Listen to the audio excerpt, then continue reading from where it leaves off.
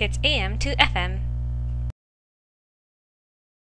Every writer has a story that, because they spent so much time trying to build up the world behind it, they've never written it down. My story I started creating when I was 12 years old, and it's been on the develop and it's still developing now since then. The story does have a title, but it's something I try to keep secret. I don't tell anyone because I feel as soon as someone finds out the story or the title, I feel like it solidifies it somehow, and that's something I'm really afraid of because the story is nowhere close to being finished. Behind me there used to be a tree, and this playground along with that tree have a lot of significance in my writing later on. But this place is a little bit more than that. This place is the place where I first got my inspiration to actually become a writer, and the first moments which that story started to develop. Back then it used to be a lot chillier.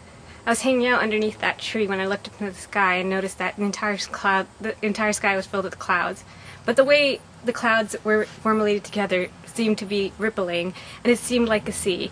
And it felt like that the world was flipped upside down and that the ocean was in the sky, and I was looking up at the ocean. And this was the first moment I decided to write, I felt an inspiration and I decided to write it down. I finally had something to write in my journal.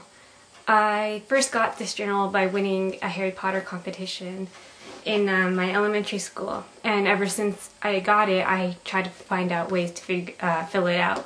And each time I filled it out, I felt like it wasn't good enough. It wasn't a good use for the journal. It was never my own writing, so I'd rip out the pages. By the time I got to actually writing this poem down, half the pages were all ripped out. This is the first poem I actually wrote in terms of not in a school assignment, and it's very bad, as most poems are when you first start out. I didn't date it when I first wrote it, and 3 years later I decided that I should start dating my writing. So I went back and guessed the date. So it says October 2003, but I feel like that's a little too late. I feel like I wrote this actually in 2002. And underneath it, the second poem, which is a rewrite of the first poem, it says November 2004, because I knew I had rewritten it a year later. Both of the poems aren't really good. And both of the poems are signed Tubby Took, which is a pen name I created because I was going through a phase where I hated my name. I started to write out a series of poetry, each of them containing a part of the story that I had in my mind. I wasn't skilled enough to actually write shorts or even try to attempt a novel, so only poetry would come out.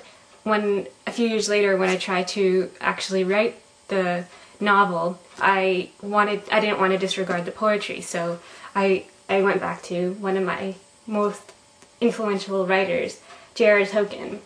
And I noticed that in his writing he tends to add poetry within his writing, and I attempted to do this. So my first writing was almost an exact replica of The Hobbit, and later on, The Lord of the Rings. Water was always a key element in this story.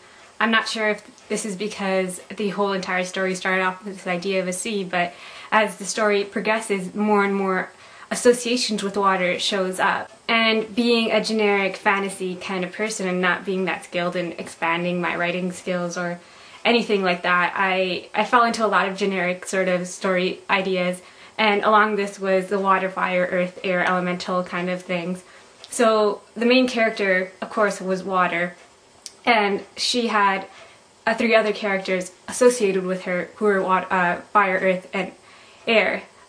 Starting off, all 4 characters were female because I couldn't associate with the male mind, and I couldn't write about the male mind, but later on I changed 2 of the characters into male characters. And as time progressed, those 4 characters had associates which were a lot more flat characters, and they too were 2 male and 2 female. You probably figured out that I absolutely adore Harry Potter. I've been reading it since I was 11 years old, and you would think that it has a heavy influence on my writing as well, just as Tolkien had. But I actually hadn't had any influence of Harry Potter at all. It was rather just a story that I really enjoyed and really obsessed over, but nothing else came out of it, except perhaps dragons.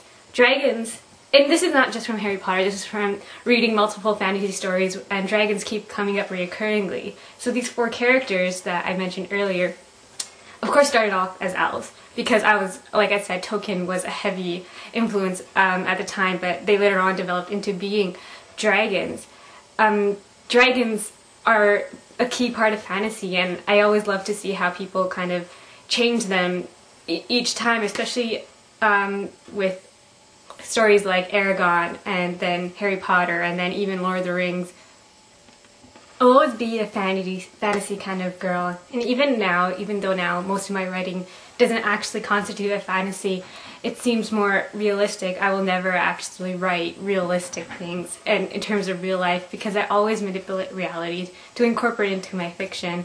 I'm not sure if this is because I have this certain way a story has to play out in my mind, or I like to have things a certain way, but reality will never be ever a prominent thing in my writing.